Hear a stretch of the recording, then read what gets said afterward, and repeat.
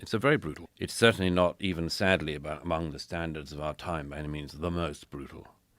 We don't need to get into the rather statistician, ugly debate about whether or not you follow the Hamas government in Gaza's figures for the death counts, which most of the world's media rely on, and which I don't think are reliable to the least extent.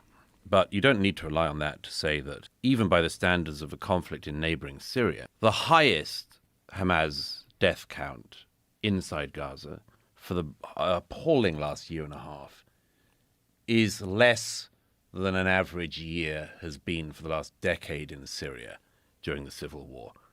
So the whole decade. I mean, Liz, total far more people died in Syria. I'm not arguing that, right. But you're saying it's less than any year? I think there were years that were pretty. 600,000 to 800,000 people have been killed in Syria during the civil war there.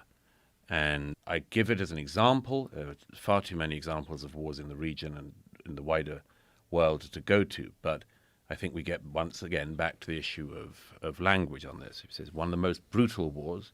It's simply obvious that it's an appalling war, but it is not, by any numerical or other standards, the most appalling war of our time.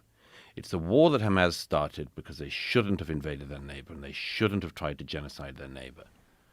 Now, if the war could be prosecuted, it was always for two reasons. Always for two reasons.